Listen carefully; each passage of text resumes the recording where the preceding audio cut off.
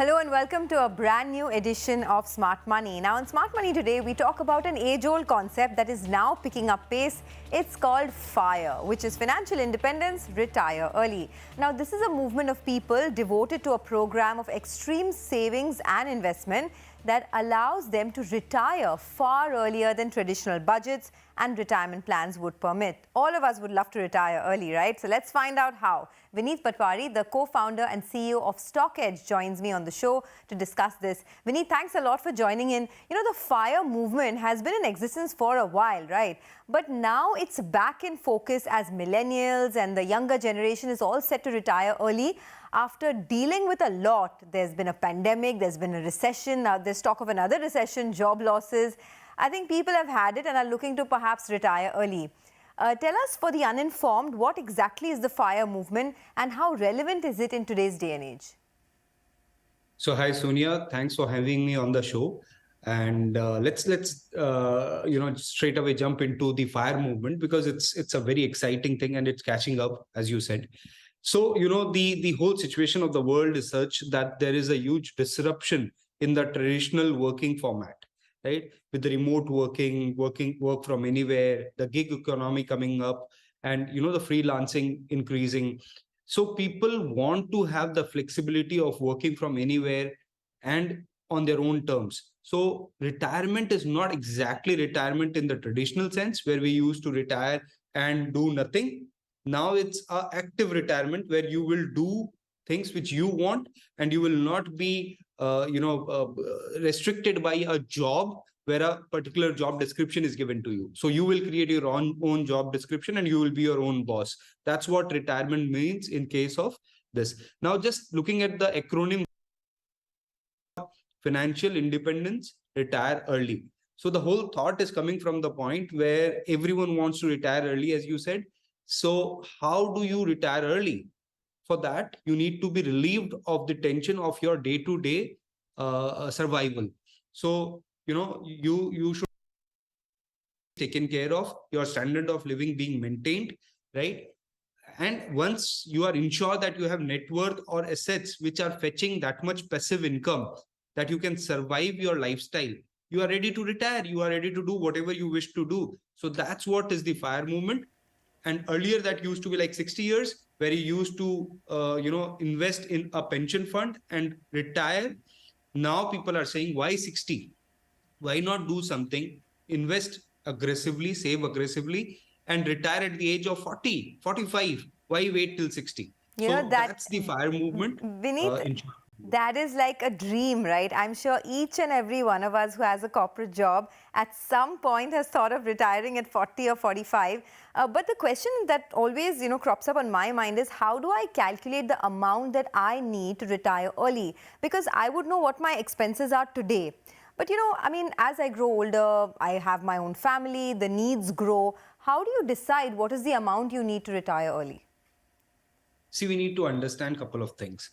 The money, let's say today we do some simple calculations that today I'm spending, let's say 50,000 per month, right? Now this will get increased because of two reasons. One is the inflation, right? The value of money is eroding. So obviously at a rate of 6%, 7%, whatever is the inflation rate, at that rate, my expenses will increase. The other is my aspirations, right? So my aspirations will also increase. Today I own, let's say Alto. Tomorrow I want to own a more expensive car. So aspirations will go up and certain new expenses will also come up. Like, for example, when you will have kids, you want to have holidays abroad, etc. All of that. So your inflation plus your aspiration. So your aspirational inflation, right? You need to give it a value. So today, let's say if you are spending 50,000 rupees, you need to say that 6% is the normal inflation. Another 3-4% is my aspirational inflation. So this 50,000 has to be compounded. Let's say I want to retire after 15 years from today, right? So after 15 years, if I apply a compounding of around 10%, 6% coming from inflation and 4% coming from my aspiration. So if it is 50,000 today, I compound it and I take it to the next level. So a simple rule of thumb, how much should you invest or how much should you save? How much should be your corpus so that you can survive your retirement For that, there is something called FIRE number, F-I-R-E, FIRE number, right? So don't get into those complex calculation of calculating your inflation, etc. I'll give you a simple number called FIRE number, which is 25 times of your annual expenditures. If you can save that much, so 25 times of your annual expenditure. If 50,000 is your annual, you multiply it by 25, the amount will be 25 into 50,000, right? So this is the amount which you need to save, and you need to reach there. Once you reach there, you can start thinking of retiring, because that amount will help you survive the rest of your retirement. No, so hold on. I'm a bit confused here. You're saying 25 times of your annual expenses is the amount that you need to save by when? Is that the corpus that you need to grow? And then once you get that amount, how do you decide how much you need to save per month in order to sort of reach that amount? Sure. So let's take some examples. So for example, if you are investing 50,000 rupees, if your annual expenses is 50,000 rupees, your monthly was 50, so annual will be 6 lakh rupees. So this is your annual expenditure today, right? Now, by when do you want to retire? That's the question you need to ask yourself. Assuming, let's say you are at age 25 and you want to retire at 40. The time left is 15 years in which you need to save this amount, right? So now you have to do some back calculations, which is if you need to save this much, how much should you invest per month, right? So this amount you need to probably start a SIP in a mutual fund, preferably an index fund, so that whatever is the return of the market, which empirically has been around 13-14%, right? If you get that much amount, your money will start growing, right? And you will have a sizable corpus when you retire. So today, think about 25 times of, we talked about 6 lakhs into 25,000. That will come to 25 into 6 lakhs. That will come to around 1.5 crores. So to save 1.5 crores, how much SIP should you start today, since you have 15 years of time period that you do have to calculate and start investing? Okay. And there are several retirement calculators as well, right? Online. I mean, you don't have to physically do this work. You want to share any resources with us? I mean, which is a good retirement calculator to use? Because there's so much, it's so cluttered online. See, the best thing to do is, there are retirement. So on our website, Elon Markets, you have a calculator, but you go to any AMC website, asset management company like ICICI Prudential, or there also you get retirement calculators, because they have pension plans, right? So they give you retirement calculators. You can put the age at which you want to retire, the amount which you want to save, and all of that, and they'll give you the calculations of whatever numbers you want to take up with. Okay. So we spoke about, how to calculate the FIRE number, right? But I also want to understand certain other aspects. You spoke about how simplicity of living can go a long way in helping you achieve FIRE, also reduction in debt or having no debt at all. But how does that work? I mean, if I'm a 25-year-old, I will, of course, take on some kind of debt, whether it's a home loan, EMI, car loan. So how do you fit that into your plan? See, the whole idea of FIRE is going a little aggressive on your savings. Okay. So, when you talk about expenditures, you have to think like this, that, future is the place where you will spend most of your life, and you need to save for future, right? So for that, you need to let go some of the expenditures. So you need to have a frugal lifestyle. You cannot have a very luxurious lifestyle today and save aggressively for future also at the same time. Yeah, you can do that if your level of income is allows you to do that, right? But if your level of income doesn't allow you to do that, so the ballpark figure should be, if you want to actually retire early, 50% of your monthly salary you should save, 50%. So in the remaining 50%, if you can pay EMIs, then only take EMIs. Otherwise, don't take EMIs. So you will say, how do I own a car in that case? So the idea is, if you want to retire by 40, you don't own a car today. You probably own a car in the future, maybe once you are 40 years old. So that kind of mindset you need to have. So either you enjoy the life today, or you live frugally today and you enjoy your life, which is 40 years to 80 years or 90 years you will live. So that's the whole idea of FIRE.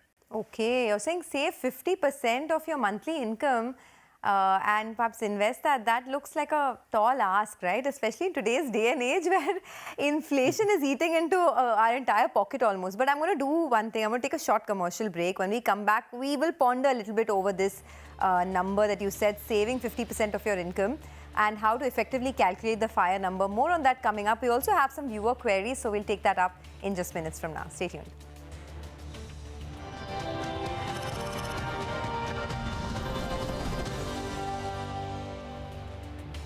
Welcome back to Smart Money, a perennial topic on everyone's mind. At least every person who has a corporate job is thinking about this. How do I retire early, right? So we are speaking to Stock Edge about that. Vineet Patawari is with us, and he's talking about the FIRE movement, which is financial independence and retire early. And before the break, he told us that in order to retire early, one needs to save a significant amount of their income, even if that means living frugally, spending less in your early years. But he said a typical recommendation is to save at least 50% of one's income. Now, Vineet, I want to bring you in on this because it's hard to save 50% of your income, right? Especially at a time like this when inflation is eating into your pocket. When you talk about saving 50%, does that 50% go straight into investments? How do you decide? See, I'll break the question in two parts, Sonia. One is, how do we save 50%, right? So look at this from two perspectives. One is income. Either you increase your income or you reduce your expenditures. So if you are doing a corporate job, what needs to be done to increase the income, right? This is a question which is getting answered more and more at this point of time, because see, the corporate structures are allowing you to work from home, remote works, etc. So people are doing freelancing, people are doing moonlighting, people are doing, sidekicks to have a second stream of income, right? And this will become a norm rather than an exception in times to come. So you add a stream of income, that's number one. Number two, you reduce your expenditures by, looking at alternatives. For example, owning a home versus rent. You will get 100 of resources to explain you that. Similarly, buying a car versus renting a car or using Ola, Uber, etc. So that will also make it cheaper. So your lifestyle is still maintained. Obviously, there are reasons why people own assets, but you can manage without them also. So you need to cut expenditures wherever possible. That's the second part. In terms of where does the money goes, the 50% which you save, obviously it has to go in high return generating assets. So the most preferred will be either direct stocks or mutual funds. Direct stocks, if you have knowledge, if you understand how to invest, then direct stocks are a good way to invest for a long term, right? The other alternative, which is equally good if you don't understand and don't have time for direct stock investing, is mutual funds, right? And within mutual funds also, I would suggest people to look at ETFs, exchange traded funds, or index funds, because there the money goes into replicating a Nifty 50 or a Sensex kind of index, which in long term has empirically proven to give around 13, 14, 15% return, which is a substantial return and can help you in growing your corpus overall and thus retiring early. Okay, we have in fact a lot of queries coming through, so I'm glad you're talking about where one should invest. Also, I like that point you made about making sure you have no debt beyond the age of 40, right? Because that's important. I mean, that's a thumb of rule, I think, that you should, beyond the age of 40, all your assets should be liquid assets, and better to have no debt on your books. So you can try to do that. All right, Bhuvan Shah has written to us where he says, I'm putting 1.5 lakhs every year in the NPS, in the National Pension Scheme, and in a PPF since the last 2 years on a lump sum basis. He plans to keep investing this money till the maturity of both, that's NPS and PPF. Does it count as a good FIRE investment strategy? Vineet, your thoughts? It's a great retirement planning instrument, NPS. But if you talk about FIRE, which is retire early, see, NPS has a lock-in period till the age of 60, right? So it assumes that you will retire at 60 only. You cannot withdraw money from an NPS before the age of 60. So for FIRE strategy, it's not the best fit. Whereas a PPF, allows you to withdraw after 15 years of inception, right? When you started investing. So PPF is a better option compared to NPS. But since, again, if you don't want lock-in of 15 years also, then a better strategy probably would to invest directly into index funds, right? And grow your corpus there. Since you are investing a substantial amount, you can probably look at dividing into two parts, because some amount can come after 60, but you also need a corpus which has to come before, let's say if you want to retire at 40, 45.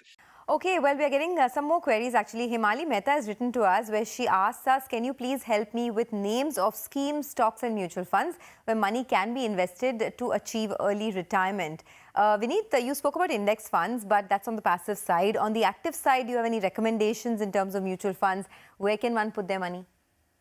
See, Sonia, since we are talking about retirement and that involves long-term investing, right? I would love to stick with the index funds and ETFs, because they have the minimum expense ratio, number one, and you are investing completely into equity because we are replicating the index, which is made up of 50 stocks or 30 stocks, as the case may be. So, it gives you a good return, and it has been empirically proven that it generates a return of around 14 to 15%, which is good enough to create a substantial corpus for your retirement. If you want names within ETFs, you can go for Nippon India Index, S&P, BSC Sensex Fund, or probably DSP Nifty 50 Equal Weighted Index Fund. So these are good index funds, and you can invest them for long term. All right. And what are the shortfalls of the FIRE method? We spoke about all the pros, right? But I'm sure there are some cons as well. I don't know any of them. I mean, any person you ask would love to retire early, but you tell us. See, the process is not an easy one, right? Because it involves a frugal lifestyle. And in today's world, with so much of glitter and everyone trying to get everything and everything available at a loan, right? This loan is an extremely of retiring early, because the more loans you take up, the more EMIs you have, right? You cannot save money, and you cannot invest money, and you cannot grow money, right? So first thing first is you have to say no to all kind of loans, or if you have any loans like education loan or a home loan, you need to wipe it off before you wish to retire. Let's say by the age of 40, you need to have zero loans, right? So that's a very difficult thing to do. It's not easy, because times it can take toll on your mental health also. That's an extreme where you go extremely frugal, right? But I would recommend not to go that way. Go the your 40 years retirement can come at 45 also. Life is not changing because of that, but at least maintain a decent lifestyle now as well, so that you have a balanced approach before retirement as well as after retirement. You should be comfortable in both the places. So just increase the years. Rather than 40, let's retire at 45, but live a comfortable life in both the cases. Yeah. Okay, very helpful actually this episode, because at a time like this, when markets are also challenging, when the job situation is tough, where there are layoffs across industries, I guess it always helps to understand these concepts. Whether you want to implement that or not, it's up to your discretion, but hopefully we made a small change. Thanks a lot, Vineet, for joining us and helping us learn another concept on smart money. With that, it's curtains down. In case you have any topics of discussion that you'd like us to get a deep dive into, please write to us. And thanks a lot for watching this episode. Have a great weekend.